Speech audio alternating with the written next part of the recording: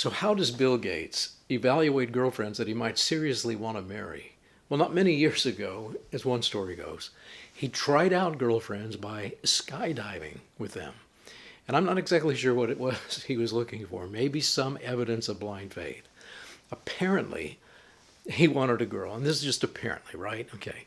He wanted a girl who was willing to fling herself out of an airplane, flown by a complete stranger, into the open air and into the open gravity, putting her trust completely in a parachute made by a complete stranger and packed by a complete stranger.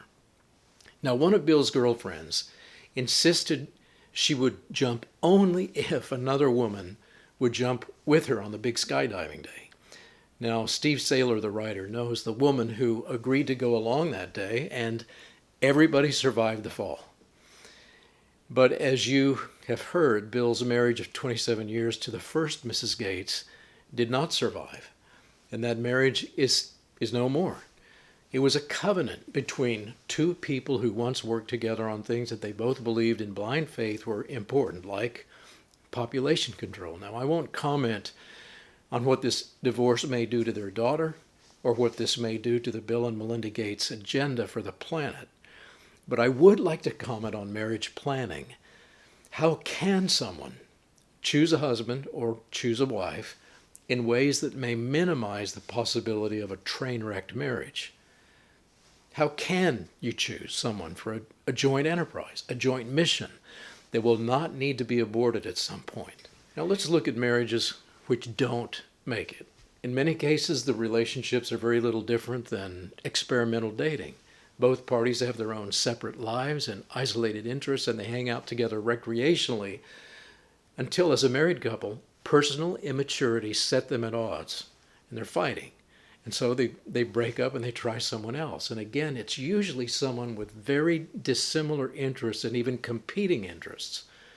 And the couple might marry legally, but then what happens?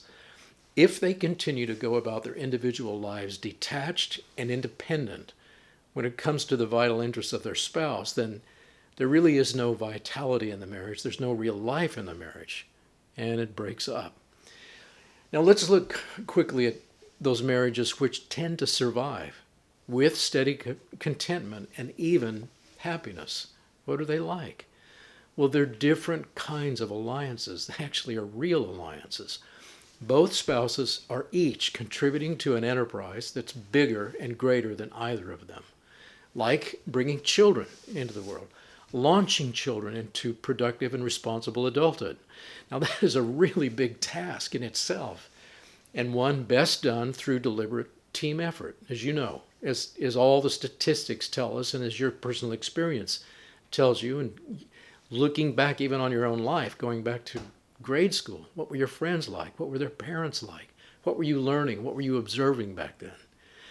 Now, as a point of historic fact, in my life, getting a family going was enough of a joint interest for my fiance and me that we had to sort out how it might work and what it would look like and what costly commitments we would each have to make together to make it work long term.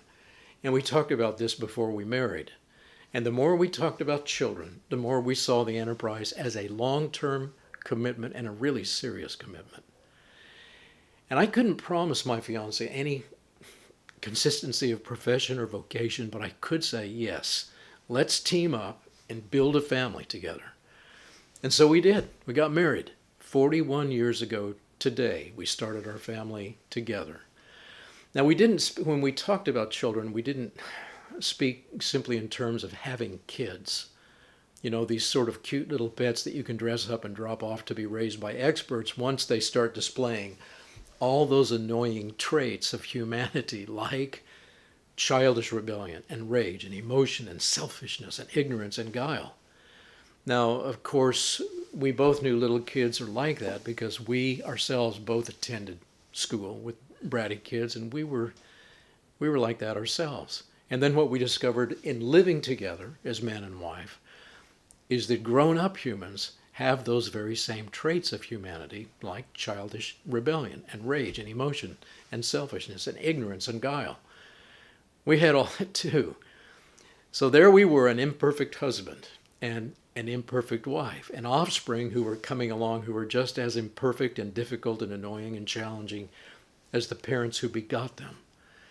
So why did we stay together? Yeah, we're still together, and we've stayed together. How did we stay together? Well, here's one reason. We had a vision going back to before we were married, which has sustained us ever since, a vision that was way bigger than all of our immaturities put together. We were willing to fight together for something bigger and better than we were. So we invested together in growing up together and then helping our children grow up together.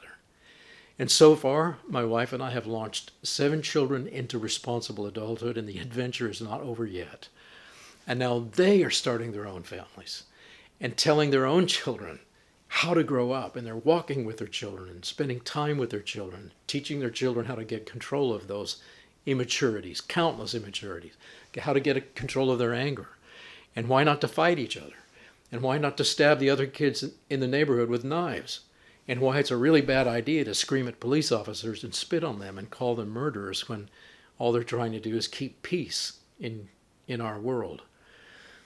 And so it's really been a good 41 years. We actually have a lot of peace in our corner of the world right now, and it's a better world all the time. And what my wife did in saying yes to marriage 41 years ago was a braver step of faith than jumping out of any airplane. And that's not just a sentimental thing that I'm saying. She made a decision to leap into the unknown with a guy who really did not have a very good roadmap when we started off together. But every year the future has become a little bit more focused, and so has our commitment to one another and fighting for what we set out to do at the very beginning.